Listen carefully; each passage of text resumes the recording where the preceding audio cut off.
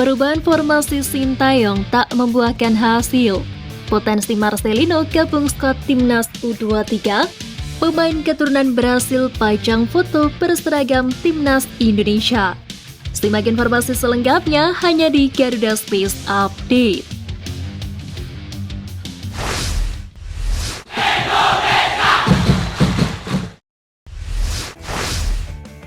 Timnas Indonesia U23 harus mengalami kekalahan kontra Malaysia di laga perdana penyisihan grup Piala AFF U23 kali ini.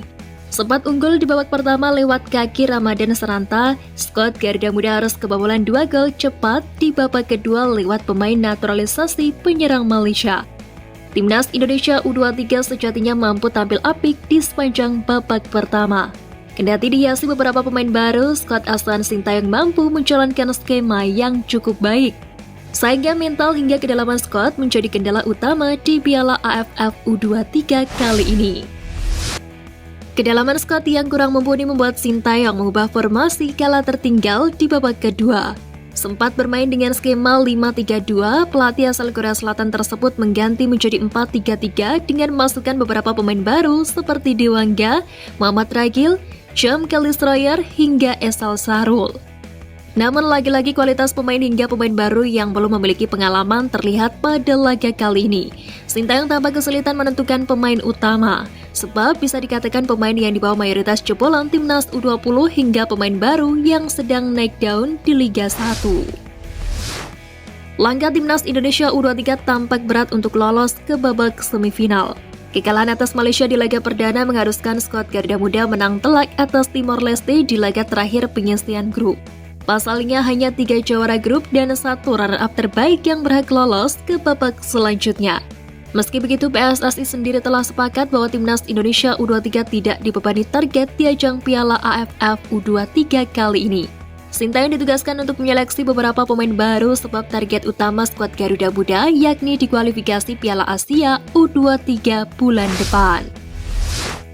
Pelatih timnas Indonesia U23 Sintayong mengakui bahwa dirinya tak terlalu peduli dengan kekuatan Thailand dan Vietnam di Piala AFF U23 kali ini. Usai laga perdana bergulir, Sintayong menilai bahwa tidak memiliki banyak waktu dan lebih memilih fokus dengan timnya. Pasalnya persiapan timnas Indonesia U23 di Piala AFF U23 2023 terhitung mepet. Sintayong menegaskan bahwa di Piala AFF U23 dirinya tidak fokus meraih prestasi. Sebab tujuan utama dari PSSI ialah sebagai batu loncatan untuk persiapan ke kualifikasi Piala Asia U23 2024. Salah satu pemain diaspora Igor Arungbumi Sanders dikabarkan telah dicoret dari seleksi timnas Indonesia U17. Pemain keturunan Belanda yang saat ini memperkuat FC Eindhoven U17 tersebut sempat bergabung dengan skuad Bima Sakti sejak hari pertama seleksi. Usai dicoret, sang ibunda Igor Arungbumi Sanders membagikan unggahan menyentuh lewat akun media sosial pribadinya @intansari. Dirinya mengaku sudah menyiapkan mental putranya untuk berbesar hati dengan segala kemungkinan yang terjadi setelah dipanggil ke TC Timnas U17. Pemain diaspora Altaf Khan ketiban rezeki setelah namanya dicoret dari seleksi Timnas Indonesia U17 jelang Piala Dunia U17 2023. Bukan tanpa sebab, Altaf Khan dikabarkan mendapatkan beasiswa dari International Soccer Academy dan bergabung dengan klub Jerman Schalke 04. Dikutip dari akun Instagram @idn_abroad, Altaf Khan mendapatkan beasiswa usai tampil luar biasa bersama Akademi Barcelona cabang Amerika Serikat. Altaf Khan bahkan disebut-sebut menjadi pemain paling menonjol di kompetisi Amerika Serikat untuk kelompok umur 2007-2008. Padahal sebelumnya Altaf Khan dikabarkan tak masuk dalam kriteria yang diinginkan Bima Sakti untuk timnas Indonesia U17. Ia dipulangkan bersama satu pemain diaspora lainnya yakni Igor Arungbumi Sanders. Pelatih timnas Indonesia U17 Bima Sakti diberikan waktu hingga akhir Agustus 2023 untuk mengumumkan skuadnya yang akan tampil di Piala Dunia U17 2023 nanti. Namun sampai saat ini skuad final timnas Indonesia U17 belum terbentuk karena masih melakukan seleksi. PSSI pun memberikan target kepada Bima Sakti untuk segera mantapkan formasi skuadnya. Sebagai persiapan Piala Dunia U17 2023, Timnas U17 akan melakukan pemusatan latihan di Jerman pada September dan Oktober nanti. Di sana mereka akan melakukan sejumlah pertandingan uji coba dengan tim-tim lokal. Sepulang pemusatan latihan di Jerman, Erick Thohir meminta agar timnas U17 melakukan adaptasi di Bali.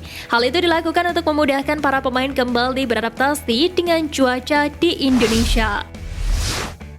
Ketua Umum PSSI Erick Thohir memastikan bahwa timnas Indonesia U17 akan beruji coba melawan timnas Jerman U17 saat menggelar pemusatan latihan di Jerman jelang Piala Dunia U17 2023.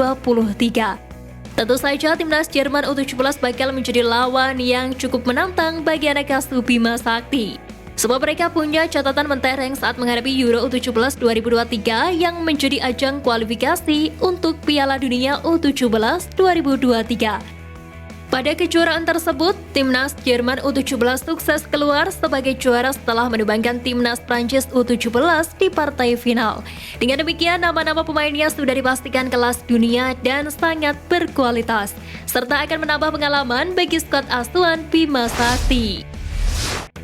Erick Thohir masih geram dengan tingkah beberapa klub yang tidak mau melepas pemain ke timnas Indonesia U23 di Piala AFF. Menteri BUMN tersebut langsung menyatakan akan berpikir matang-matang untuk membantu klub-klub tersebut dalam hal renovasi stadion.